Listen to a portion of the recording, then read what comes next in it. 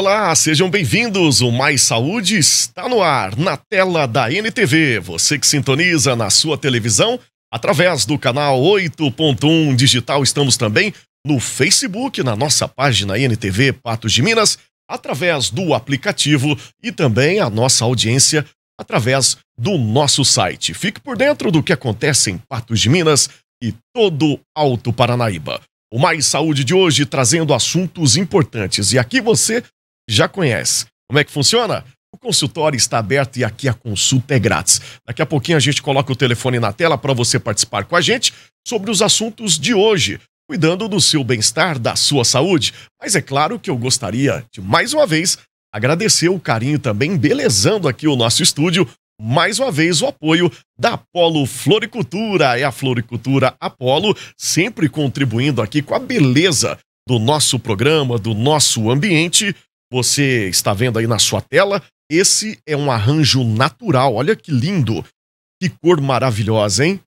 Para embelezar aí o seu ambiente, o seu escritório, a sua casa, é um arranjo natural de calandiva. Você encontra esse arranjo e outros mais lá na Floricultura Apollo. O endereço está aí na sua tela, na Major Gotti, no coração de Patos de Minas, e o telefone é o 3822-2200. Um abraço para a Lourdinha e toda a equipe da Floricultura Apollo. Meu muito obrigado aí pela parceria sempre. Bom, está no ar o Mais Saúde, aonde você fica à vontade para você mandar aí a sua pergunta nesse WhatsApp que já está aí na sua tela. Aproveita que a consulta é grátis. Bom, estamos no mês de fevereiro e cada mês do ano tem a sua cor. O mês de fevereiro também predomina a cor roxa, né? A gente vai trazer aqui o Dr. Thales, que nós vamos falar sobre a doença de Alzheimer na segunda parte do nosso programa, porque agora a gente chama direto, se não me engano, está lá no Rio de Janeiro, via remota com a gente, para falar com a gente, o psiquiatra, o Dr. Davi Vidigal, já vai entrar aí para dividir a tela com a gente. Meu amigo, prazer estar com você mais uma vez aqui para NTV Patos de Minas e toda a nossa região. Viva você, David, e a todos que estão assistindo a TV Patos de Minas. Quando você falou, mais uma vez, para embelezar esse programa, eu pensei, poxa, tô bem na fita. A autoestima sempre tem que estar em alta. Mas o nosso assunto de hoje, infelizmente, a gente tem os índices muito altos aqui na nossa região, no nosso município, sobre surtos psicóticos, doutor. Aqui a nossa emissora tem registrado recentemente muitos casos de pessoas que sofrem com esses surtos, né, se ferindo, enfim. E o doutor tem autoridade, predomina aí, né, sobre o assunto. Vamos bater um papo nesse viés, vamos falar sobre surto psicótico. Doutor Davi, o que é de fato o surto psicótico? Então, a essência da palavra, né, a psicose, um transtorno psicótico, ele se caracteriza por que a gente chama de alteração da senso-percepção. Então, a pessoa tem uma alteração nos órgãos dos sentidos. Então, às vezes, ele está vendo algo que ninguém está vendo, ele está ouvindo algo que ninguém está ouvindo, ele está cheirando algo que ninguém está cheirando, ele está sentindo algo tátil que ninguém... Os órgãos do sentido. Tem também uma alteração do pensamento. Então, ele tem um pensamento desorganizado. Alguém já ouviu falar daquela palavra delírio? A pessoa está delirando. Ele está com uma alteração do seu pensamento. Então, ele, como se eu pegasse uma sopa de letrinhas e fosse jogando para escrever uma redação. Basicamente, isso se caracteriza de um quadro de psicose. As causas disso, vamos lá, as causas disso. A gente tem, primeiramente, causas biológicas, ou seja, a pessoa já nasceu com uma herança genética predispondo a psicose, né, é uma causa. A pessoa pode ter também um quadro psicótico relacionado ao uso de drogas, Então, a pessoa, de repente, está lá fumando aquele beckzinho inocente, né, que muitos falam, né, tipo, é só uma maconhinha, mas a maconha, ela pode desencadear um quadro psicótico. Olha só que interessante isso. É em todos os casos? Não, mas existe muitos casos, sim. Um quadro psicótico pode ser desencadeado também por um grande trauma emocional. Então, as pessoas que vivem o horror da guerra hoje, em vários lugares do planeta, podem desenvolver um quadro psicótico. Bem como também algumas doenças clínicas podem também desencadear um quadro psicótico. Você vê que o leque é amplo da questão da psicose. O leque é amplo. Existem algumas possibilidades de tratamento, mas antes de falar isso, por curiosidade, quando você falou, vamos falar do surto psicótico, é um assunto que me interessa desde que eu me formei, que eu sou médico, sou psiquiatra. Inclusive, eu vou tomar a liberdade de ler um parágrafo que está no meu livro Quem Mexeu na Minha Deprê. Então, quem tiver mais interesse, depois leia todo o livro. Mas olha que interessante a questão da psicose das doenças psiquiátricas. O primeiro hospital psiquiátrico do mundo surgiu em Londres. Foi a primeira instituição. E era um depósito que acorrentava pessoas, chicoteava pessoas, prendiam pessoas. Quem eram essas pessoas? Mulheres grávidas, mulheres não bem-vindas, com comportamento dito normal para a sociedade, pessoas ditas de cor, pessoas que estivessem incomodando politicamente o cenário do local, eram levados para esses hospitais. As primeiras pessoas que ganharam muito dinheiro na Inglaterra com a medicina foram os primeiros psiquiatras. Lá, eles os utilizavam, faziam lobotomia, eletrochoque, passeios acorrentados, torturas, humilhações, banhos gelados. A coisa era tão bárbara que existia em Londres um dia em que as pessoas, como se fosse no zoológico, eles iam visitar as pessoas que estavam dentro dos hospitais psiquiátricos. Essa barbárie, né, quem quiser saber mais, está aqui no meu livro Quem Mexeu na Minha Deprê. Aconteceu também no nosso país, Brasil, na cidade de Barbacena, onde grandes horrores, né, mancharam a história da psiquiatria. A gente fala da questão da psicose como algo que pode acontecer só lá com o vizinho. Mas a gente esquece que hoje nós vivemos um turbilhão de emoção negativa. A pandemia veio para nos acorrentar, nos dar muito medo e um sentimento de vou viver tudo a qualquer custo, a qualquer preço. Isso se traduz muito, né, em comportamentos disruptivos, em aumento do uso de álcool, no aumento do uso de drogas e na baixa qualidade de vida. Era então, essa, doutor, essa realmente é a pergunta que eu gostaria de fazer para o doutor, né? Em comparação de quando começou os primeiros casos na medicina, como o senhor citou aí, e está também registrado no seu livro, os dias atuais, os números têm aumentado ou tem se tornado normal isso? Qual que é a visão, a análise que o senhor tem sobre isso? Sempre existiu esses surtos, os números aumentaram devido à pandemia, talvez?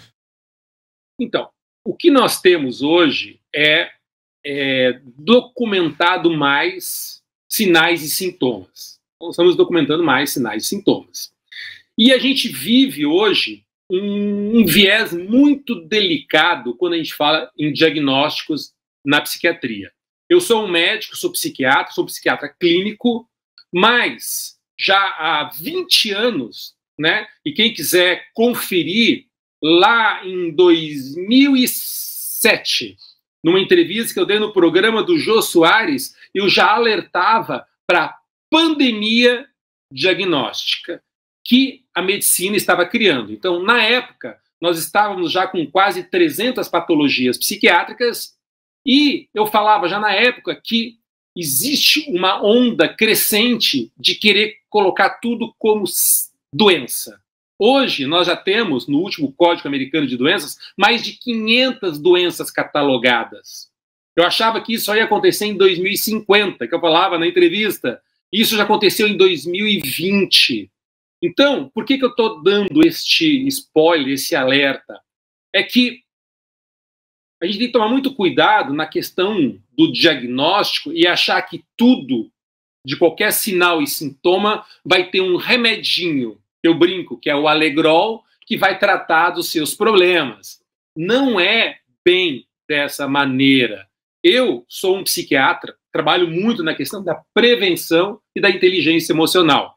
Então, vamos pegar o seguinte, eu estou com um quadro psicótico, eu estou tendo um pouco de alteração do pensamento, eu estou, acho que, vendo bichinhos, eu acho que eu não estou escutando direito, ou eu escuto alguém se chamando minha voz. Davi, Davi. Pô, será que eu não estou assoberbado de trabalho? Será que eu não estou fazendo 10 coisas ao mesmo tempo? Será que eu não estou comendo muito mal, dormindo muito pouco? Será que eu não estou me intoxicando demais com bebida, com café, com outros tipos de drogas e aditivos?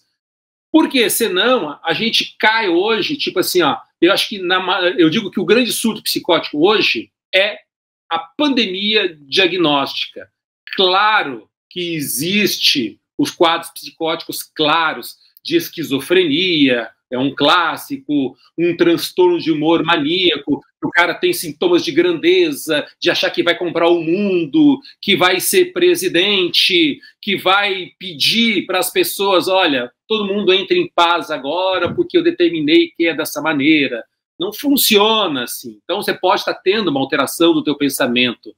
Agora, pensando que a gente vive hoje uma sociedade com viés consumista ao exagero, em que a gente vive uma sociedade hoje que necessita de uma descarga de dopamina a cada segundo, e isso se traduz em o dia inteiro nos feeds de notícias e não tem paciência para aguardar na fila do supermercado, não tem paciência para esperar o filme que vai começar na semana que vem, não tem paciência para nada. Por quê? Teu cérebro está tão hiperestimulado que ele necessita a todo momento de mais dopamina, de mais dopamina, de mais dopamina. Então, real. Antes de se selar um diagnóstico severo e pesado, que é um transtorno psicótico, vou falar de uma classe de 0 a 100, a esquizofrenia seria o grau máximo de um grande problema da psiquiatria, a gente precisa, sabe, de assim, fazer a lição de casa. Muito bem. Doutor, daqui a pouquinho a gente vai para um rápido intervalo. É sempre muito bom receber o doutor Davi Vidigal aqui no programa, porque ele domina tudo que fala. E nessa questão de psiquiatria, psicologia, realmente é de bater continência mesmo. A gente vai para o intervalo e daqui a pouquinho a gente vai falar sobre como funciona o tratamento nos dias atuais. Tá bom? Vamos lá então, vamos girar para o nosso rápido intervalo e eu volto já já com mais saúde aqui na tela da NTV.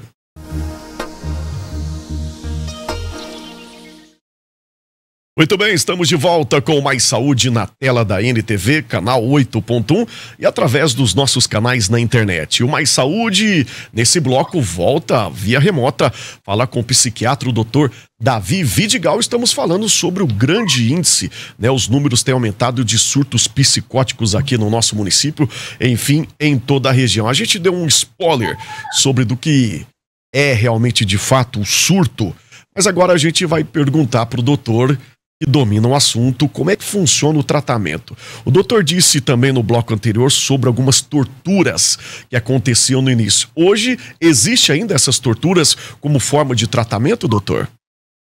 Bom, sabe que, de certa forma, né, a psiquiatria hoje não lida, claro, com uma tortura física de acorrentar, mas, de certa maneira, muito dos medicamentos que nós chamamos de neurolépticos, eles fazem uma corrente química para segurar o seu cérebro. Né? Sabe o que eu me lembrei agora, David? que quando eu fui fazer psiquiatria, o meu professor de psiquiatria, né, falou, ó, eu vou resumir todo o teu curso aqui. Lógico, era uma brincadeira, né? E aí ele me contou essa historinha, né? Que tinha um paciente dentro do hospital psiquiátrico que falava assim, eu sou Napoleão Bonaparte, eu sou Napoleão Bonaparte. E uma outra pessoa falava, você não é Napoleão Bonaparte. E ele dizia, eu sou Napoleão Bonaparte. E o outro paciente dizia, você não é. Aí o paciente que dizia ser Napoleão dizia, eu sou. Aí o paciente dizia, você não é. Quem disse que você é Napoleão? Jesus Cristo me falou que eu sou Napoleão Bonaparte. E o outro paciente, o quê? Eu te disse isso? Ou seja, um achando que era Napoleão e o outro achando que era Jesus Cristo. Isso aí meio que traduz, resume o que é a mente de um paciente com transtorno psicótico, com um quadro de esquizofrenia. Falei isso só para dar uma descontraída, para entender, porque só quem vive dentro de um hospital psiquiátrico sabe o quão pesado é. O quão pesado, David, é você selar um diagnóstico de esquizofrenia de um menino de 16, 17, 18, 19 anos, que a família traz, um surto psicótico, e você percebe, pelos sinais e sintomas, pelo exame de estado mental, que não é apenas um quadro pontual, entende? É um quadro que vai se alastrar ad eterno. Ou seja, é quase que um atestado de insanidade para o resto da sua vida. Eu estou enfatizando isso porque nesses meus 30 anos atendendo como psiquiatra, eu tive muitos casos. E aí eu vou focar de novo, até porque hoje é o dia de prevenção contra o álcool, se eu não me engano, né? Na verdade, eu não vi nenhuma programação sobre essa questão. Mas vamos lá. Da questão da maconha, né? Por que a maconha pode desencadear um quadro psicótico? E esse quadro psicótico pode não ser apenas, né? Quem fuma um baseado sabe como é que é. O cara tem uma alteraçãozinha da percepção, a coisa fica tudo muito, muito alegre, aqueles risos desmotivados, né? Fica mais sensível de alguma maneira. E essa alteração, nós chamamos de drogas dislépticas, causam isso, elas podem, em algumas pessoas, desencadear um quadro psicótico crônico que vai evoluir para a esquizofrenia. O que explica isso é o que nós chamamos de modelo de diátese de estresse. O que seria isso? Imagina uma caneca, tá? Vamos dizer que isso é uma caneca de louça e que desceu à terra. Então, você nasceu, Deus te mandou bonitinho, perfeitinho, foi jogado uma tinta, só que por trás dessa tinta tem um trincadinho. Vamos dizer que você tem uma vida regrada, bebe socialmente, não usa drogas, come saudavelmente, pratica esporte, tem uma vida regular, vai na igreja, acredita em Deus e está tudo na paz com a família. Opa! Pouco mexe nessa caneca. Ela não vai trincar nunca. Agora, vamos dizer que você gosta da vida louca, da adrenalina, da loucura, do bequezinho e tudo mais, e esse joga para cá, joga para lá, pode desencadear uma fissura, pode desencadear essa trinca, que seria essa diátese de estresse. Uma vez quebrou, meu amigo, caixão pro Billy, ou seja, você tem um quadro psicótico aí. Então, a todo maconheiro de plantão, a todo pai, toda mãe que está aí, não, mas é só um bequezinho. Cuidado que esse bequezinho pode virar um psicóticozinho e você vai ter que cuidar dessa pessoa que não vai ter mais sanidade mental, ou seja, ele vai ter alteração do pensamento, alteração da senso-percepção, vai ter dificuldade de relacionamento social e sem cura. Sem cura. Por quê? Doutor, vamos era ao isso. Agora. A grande dúvida é o seguinte, depois do primeiro surto psicótico, é isso que o senhor está querendo dizer, depois do primeiro trincadinho, do primeiro problema mesmo, de fato, um surto concluído, diagnosticado, esse paciente, para sempre ele vai ter que ficar ali sobre um tratamento, uma manutenção, seria isso? Então, depois do trincadinho, é incerto o futuro que essa pessoa vai ter. É incerto.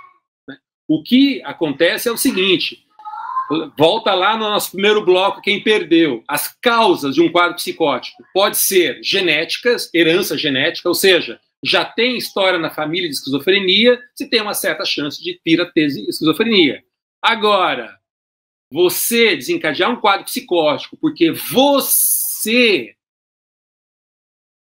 né, com as suas mãos, com a tua ação, desencadeou, é de uma atitude horrível, entende? É isso que eu estou sinalizando. Porque o tratamento, tanto para quem tem um quadro psicótico de herança genética que foi desenvolvendo e de uma pessoa que promoveu esse quadro psicótico através de drogas, é basicamente o mesmo.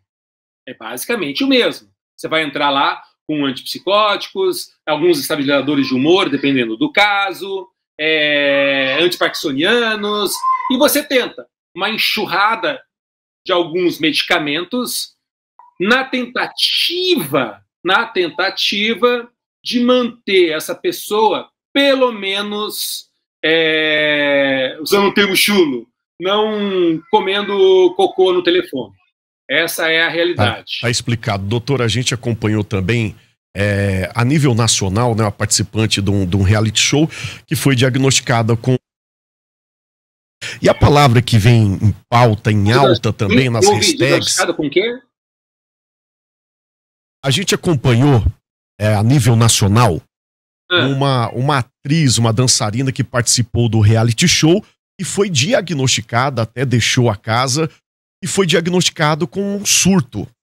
Eu gostaria de saber se gatilhos, essa foi a palavra usada, está em alta hoje nas redes sociais, hashtag gatilho, isso me dá gatilho, se os gatilhos contribuem para um surto psicótico de fato.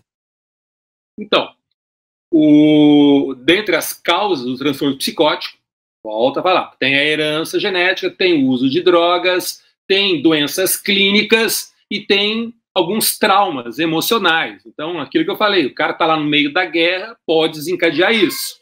Então, eu não conheço o caso, até porque eu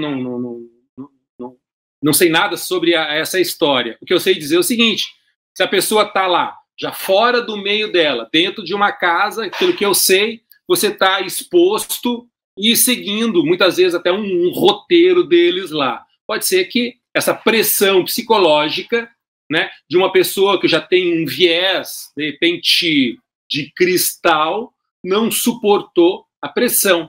Aliás, tocando nesse assunto, vai também um outro ponto a ser levado, né, para a gente prevenir a psicose, entende? Você pai, você mãe, cuidado de você ficar super protegendo de tudo e de todos o seu filhinho.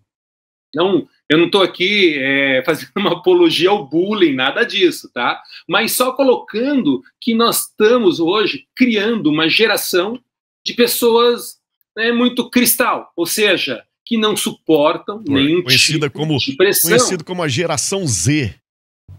Exato. E é necessário a frustração. Eu tenho um filho de 5 anos em que eu brigo com ele. Filho, a vida é conforto e desconforto. Se você não der conforto e desconforto para o teu filho, você tem uma grande chance de ter um adolescente amanhã rebelde e com 1000, entre aspas, doenças que a psiquiatria aí está gostando de pincelar. E como o papel aceita tudo, daqui a pouquinho ele vai estar lá com um diagnóstico A, B, C, D ou E, tomando um remedinho A, B, C, D ou E, que vai alegrar muito a indústria farmacêutica, vai satisfazer o consultório dos psiquiatras, e não vai resolver o problema do seu filho, que deveria ser tratado enquanto ele está sob sua tutela, com você dando para ele conforto, claro, mas dando também para ele desconforto. O não é muito terapêutico. Doutor, durante o tempo em que o paciente está ali em surto psicótico, está ali no surto, o que o senhor recomenda? Como que as pessoas ao redor devem agir? O que não deve fazer de fato? Tem alguma dica que o senhor pode deixar para quem está acompanhando aí o nosso programa? Então, veja só, eu trabalhei muitos anos com remoção psiquiátrica, uma ambulância, né, rodando por Santa Catarina fazendo remoção psiquiátrica. Então é muito importante, veja só, se o teu ente querido está em surto psicótico, você tem que pensar o seguinte, ele não responde mais por ele, se ele está em surto psicótico. Inclusive, David, uma pessoa que está em surto psicótico, né, tecnicamente falando, ele é incapaz civilmente. Uma pessoa que está em surto psicótico, tecnicamente falando, ele está incapaz civilmente, porque ele não responde por ele. Ele pode estar olhando para você e achando que você é Fidel Castro, que você é o Lula, e ele quer matar o Fidel, ele quer matar o Lula. E vai lá e esfaqueia você.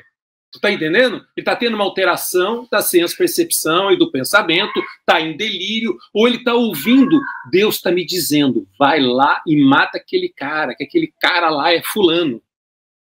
Aquele cara é o diabo. Né? Você não ouve, às vezes, casos assim, que aparece no jornal, que a mulher pegou e matou toda a família, o homem pegou e matou os filhos, e foi para uma possessão, não vou entrar nesse mérito de possessão, não é o caso. O que eu quero dizer é que um surto psicótico, você não responde por você. Se você não responde por você, esqueça, nesse momento, que é o teu pai, que é a tua mãe, que é teu filhinho, que é tua esposa, que é teu marido, que é teu primo, que é teu tio, vá em busca de recurso, tanto médico quanto, muitas vezes, policial.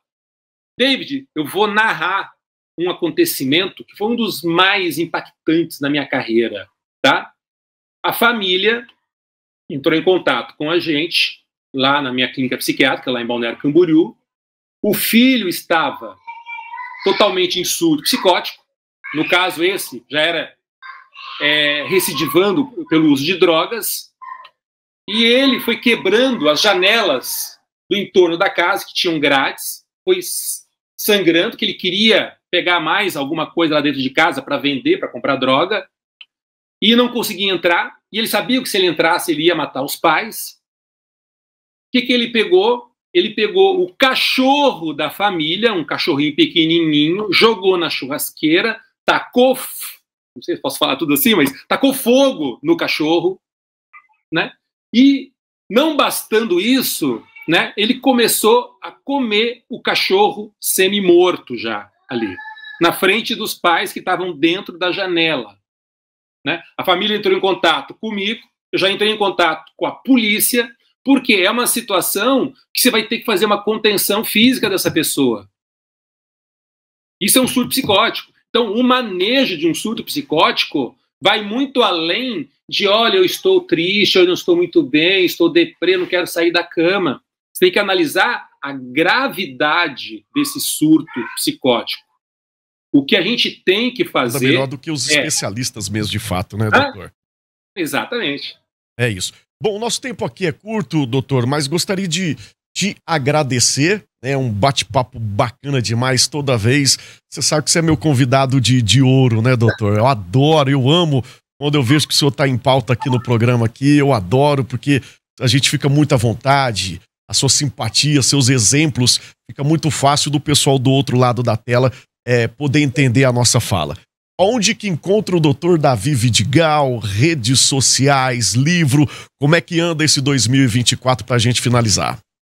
Olha, quem quiser me seguir no @Davi Vidigal, meu canal no Instagram, né? Ali estou postando, volto. Ali tem como ter acesso ao meu livro, que não são todas as cidades, livrarias, que tem o meu livro. Aliás, ó, se tiver uma livraria em Pato de Minas que queira ter o Quem Mexeu na Minha Deprê, entre em contato comigo.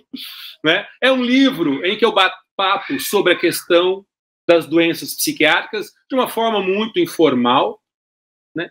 E eu gostaria só de dar mais um único minutinho e falar para vocês o seguinte: quando a gente fala de psicose, a gente esquece, né, de que um transtorno psicótico pode ser desencadeado desde aquele momento em que você está tomando aquele chopinho compulsivamente todos os dias, no final de tarde. A gente não tem noção como o álcool, tanto a dependência ao álcool quanto o abuso de álcool, traz transtornos, traz doença.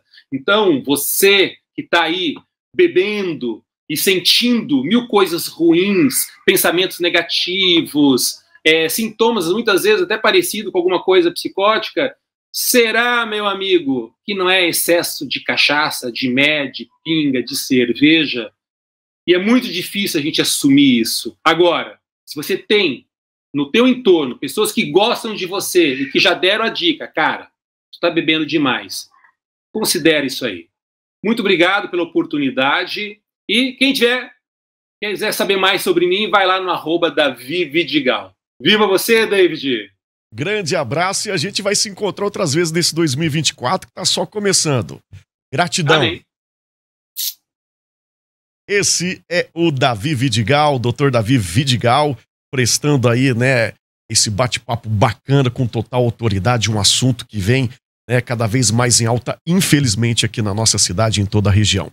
O Mais Saúde vai para um rápido intervalo e daqui a pouquinho a gente volta com o neurocirurgião Dr. Thales Caixeta, falando do Fevereiro Roxo. É bem rapidinho e o Mais Saúde volta já já.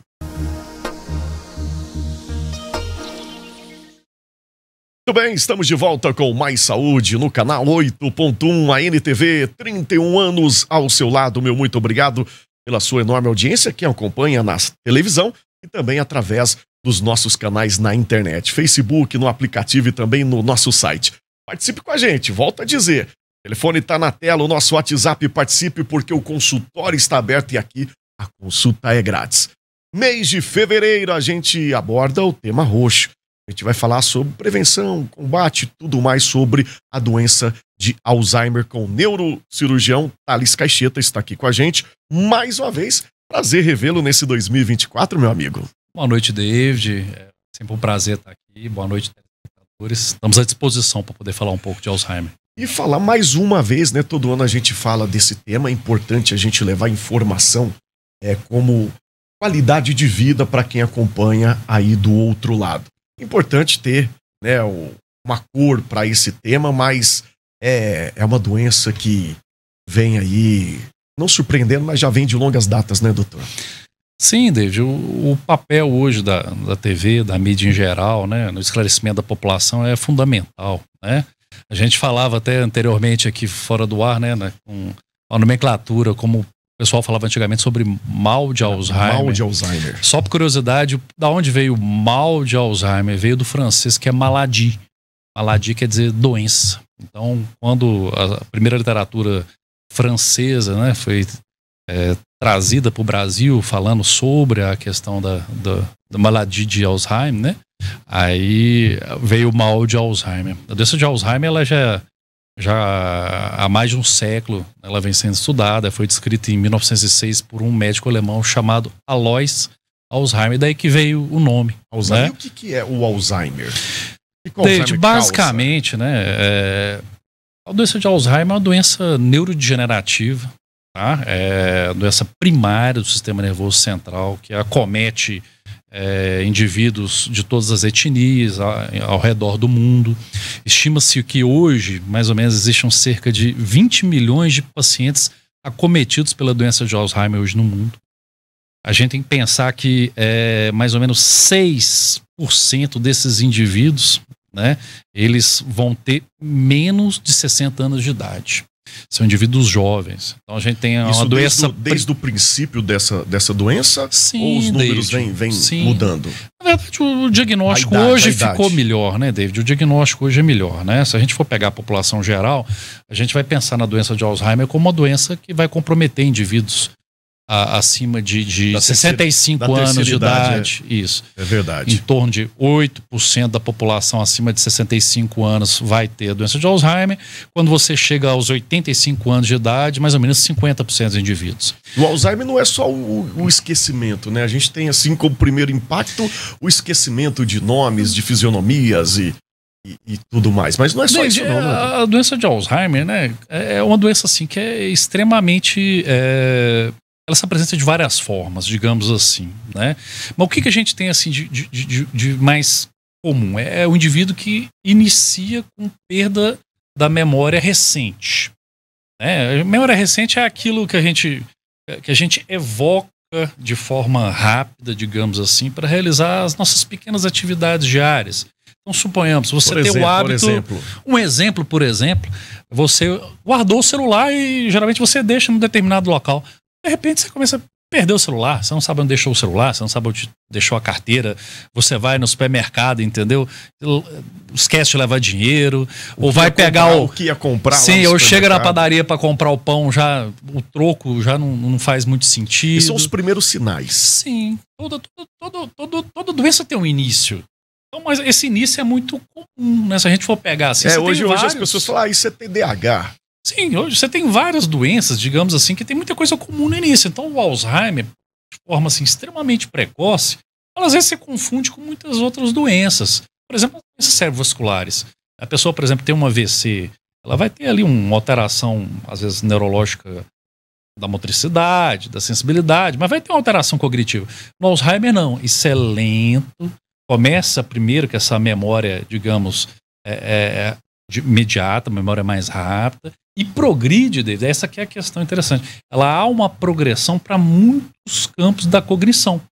Né? Então a memória, quando a gente fala de memória, a gente não tem uma memória, um lugar só no cérebro que guarda a memória, a gente tem memória espalhada no cérebro todo. Então você tem um lugar que você guarda memória, por exemplo, visual, memória olfativa, memória de senso, de prazer, né? Por exemplo, você vai num campo florido, cheio de borboleta, e você vai lembrar, nossa, isso aqui lembra a minha infância. Ambos são lugares diferentes no cérebro. Aí o que acontece? Na doença de Alzheimer, começa a haver o acúmulo de proteínas anormais, tá? Dentro dos neurônios e entre os neurônios. Para o nosso cérebro funcionar de forma adequada, a gente precisa de sinapse. Sinapse, o que é? Um neurônio comunicando com o outro. Então, quando a gente pensa, inúmeros neurônios estão comunicando e buscando informação. A máquina tem que estar funcionando. Tá? A máquina tem que estar funcionando. Aí quando você pega, por exemplo, um indivíduo que começa a ter Alzheimer, começa a ter o acúmulo de uma proteína num determinado local, num determinado tipo de memória, suponhamos, como é que a pessoa vai ter um autocuidado? Então a pessoa começa, além do esquecimento, começa às vezes a sair na rua, por exemplo, de pijama, esquece de sair na rua sem pentear o cabelo. Às vezes o indivíduo, por exemplo, em fases mais avançadas, entendeu? Nem sabe para que serve vestir a roupa, não tem dificuldade para vestir a roupa. Então o indivíduo começa a ter uma perda, às vezes, de autocuidado, de saber quem são aqueles entes, às vezes, mais próximos. A pessoa perde, às vezes, uma orientação espacial, se perde no bairro. Você tem indivíduo que morou ali 50 anos na mesma vizinhança, de repente o indivíduo se perde na vizinhança que morou. Há algo errado nisso e precisa ser investigado. Antes da gente ir pro nosso intervalo, para quem está acompanhando o nosso programa, o que causa isso? É um acidente? Isso já vem dos nossos pais? Ou é a idade? Ou é o uso de algum medicamento? Isso drogas? Vale o Nobel. Isso Sério? Vale o Nobel. Na verdade, a gênese do Alzheimer possivelmente é multifatorial. 70% dos indivíduos com Alzheimer você consegue encontrar alterações genéticas. Existem várias alterações genéticas mapeadas. A gente pode encontrar, mas não são todos. Você tem 30% de indivíduos, às vezes nem genética nenhuma tem e vão desenvolver Alzheimer. Existem inúmeras teorias, David, relacionadas. Mas o que a gente sabe? Basicamente, às vezes você tem um fundo genético acompanhado com o que a gente chama de epigenética. Epigenética o que é? Hábitos de vida inadequados, doenças que às vezes sobrevivem na pessoa, que vão alterar genes, que vão fazer progredir. Então é beber, é fumar, não cuidar de uma pressão, não cuidar, às vezes, de uma diabetes, a pessoa tem uma obesidade. Então, você tem vários fatores que juntos podem contribuir. Vão culminar, às vezes, do indivíduo ter ou não, por exemplo, a doença de Alzheimer.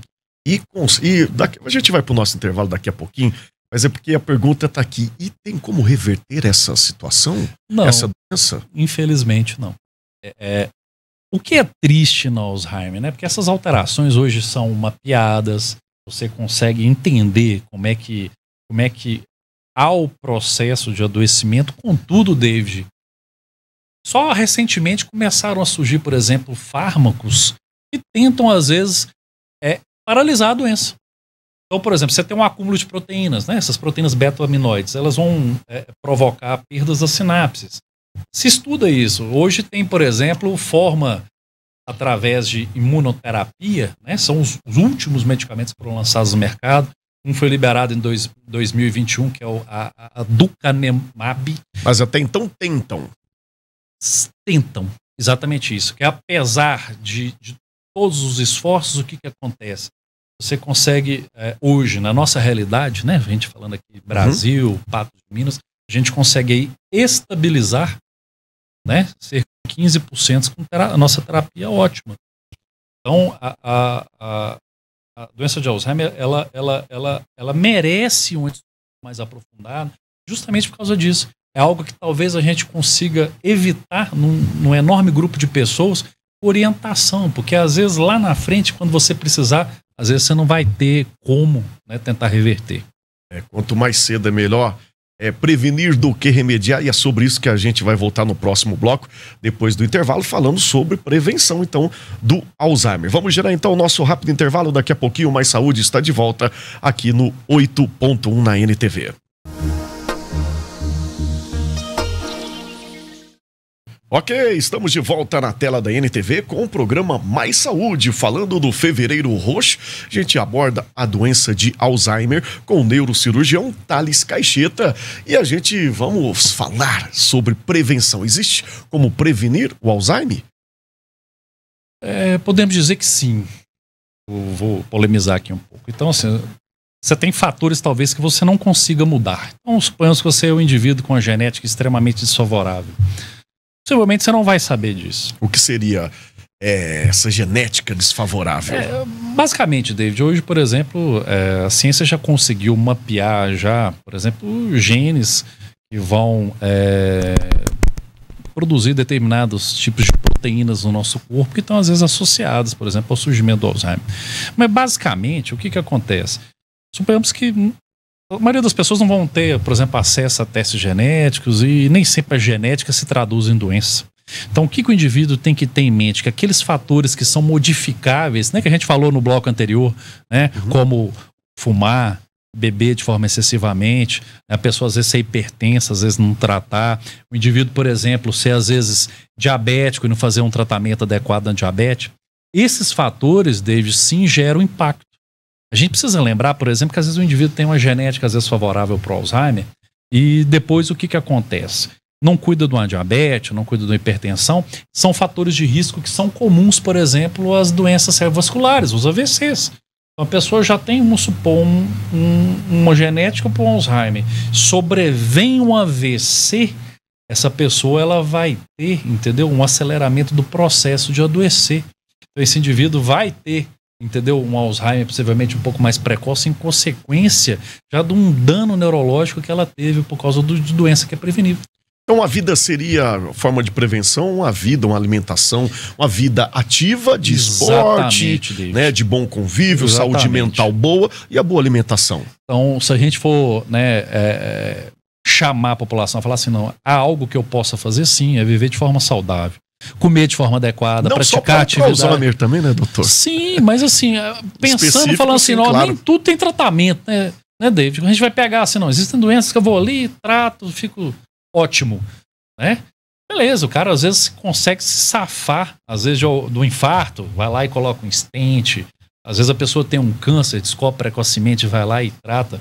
Mas no caso do Alzheimer, por exemplo, né, hoje a nossa realidade é frustrante do ponto de vista, às vezes, de tratamento. Então, por que não pensar nisso, às vezes, de forma mais precoce? E para o futuro, eu vejo a preocupação, não é a primeira vez que a gente traz esse tema aqui no programa, e eu sempre vejo a sua preocupação em relação a tecnologias, a estudos aqui, principalmente no nosso país. Para o futuro, doutor, como que o senhor enxerga? O que o senhor vê? David, na verdade a gente está passando hoje por uma revolução, né? É uma revolução que a gente chama de revolução biotecnológica. Há 200 anos atrás a gente viveu o que a gente chamou de revolução industrial, aí já no século XX veio a revolução da computação, e agora a gente vive o que a gente chama de revolução biotecnológica. A biotecnologia, né, e a biociência, ela vem progredindo de forma exponencial, de forma avassaladora. E o que a gente consegue vislumbrar no futuro é justamente que sejam descobertos novos fármacos que possam bloquear esses múltiplos mecanismos de adoecimento. Então, eu estava falando no bloco anterior de anticorpo monoclonal. Basicamente, o que é um anticorpo monoclonal? É um anticorpo, né, que é feito uma engenharia reversa, que você consegue descobrir uma determinada proteína que adoece. Computacionalmente você consegue fazer uma engenharia reversa que você vai conseguir fazer algo que se vai ligar essa proteína e que vai facilitar essa proteína ser destruída. Então, o anticorpo monoclonal hoje, por exemplo, esses dois que existem no mercado, um lançado esse ano, inclusive, eles se ligam a essa proteína normal, entendeu? E essa proteína é reconhecida e ela é destruída. Então, teoricamente, já tenta dar uma limpada no cérebro. Entendi. Né? Então, assim, obviamente é algo recente, é algo assim que é de elevadíssimo custo. Hoje, por exemplo, nos Estados Unidos, o custo mensal do uso de um fármaco desse hoje é por volta de $28 mil mês. Mensal. Nos Estados Unidos, mês. Então, você imagina o custo anual. Quase $100 mil, né, doutor? Aproximadamente. Sim, você pegar e tentar trazer essa tecnologia, por exemplo, para o Brasil, pagando talvez os royalties caríssimos. Então, hoje, por exemplo, né, a gente dispõe de quê? De medicamentos. A gente tenta o quê? São os colinérgicos, os medicamentos que são agonistas do NMDA, que é uma determinada molécula que existe no cérebro da gente, que faz o quê? Meio que tenta dar um up, dar uma ativada naquelas sinapses, né? Lembrar que neurônio comunica por sinapse, a gente pensa por sinapse. Esses remédios fazem o quê? Tentam dar um up nessa sinapse. E falando de medicação, de remédios, a gente sempre pensa em amenizar a dor. Alzheimer, quem tem Alzheimer sente dor, doutor? Sente. Sente dor? Sente. A gente tem duas formas de dor, né, David? A gente tem a dor física e a dor emocional. Falar de dor física, a pessoa que está com... Física tem? Quem tem Alzheimer? Sim. A pessoa que, por exemplo, em fases mais avançadas do Alzheimer, por exemplo, uma pessoa que é mais susceptível a quedas, mais susceptível a acidentes. São indivíduos, por exemplo, que no final dos seus adoeceres vão ter sintomas de dificuldade motora, vão ficar acamados, isso gera dor. Mas a principal dor... Emocional nem se fala então, né, a principal dor é emocional. A gente sente isso às vezes, por exemplo, quando você vai conversar com uma pessoa no consultório, porque as pessoas procuram, graças a Deus, né? Eu creio que com outros profissionais, as pessoas procuram a gente, às vezes, em fases iniciais. As pessoas veem, conseguem perceber, falam, doutor, tem algo errado. Você vai isso serve de alerta, doutor. Para quem está acompanhando o programa, que quanto mais cedo, mais precoce, melhor. Sim. Às vezes, David, você vai chegar para a pessoa, vai abordar a pessoa, às vezes os seus familiares, e você... né? No final de uma determinada investigação, você levanta a hipótese de doença de Alzheimer, isso dói. Isso causa um impacto na pessoa, isso causa um impacto na família. As pessoas chegam, às vezes, com aquela sensação assim, nossa, eu espero que não seja isso. E uma das grandes preocupações é sobre a expectativa de vida. Diminui, doutor? Existe algum número, alguma faixa etária, pode-se dizer, estudo sobre isso? Na verdade, o que acontece? Essa pergunta ela tem uma certa ambiguidade, porque hoje existe muito Alzheimer justamente porque a gente está vivendo mais. Eu costumava brincar que quando eu tinha 8 anos de idade, eu perguntei pro meu avô quantos anos ele tinha, falou que tinha 65, eu achei que era o fim do mundo. Hoje eu tenho um paciente que corre meia maratona com 65. Então, assim, você tem hoje uma expectativa de vida aumentada. Essa expectativa aumentada vai mudar o perfil de doenças. Com certeza, as demências são um grupo de doenças que vão estar extremamente associadas à elevação da faixa etária.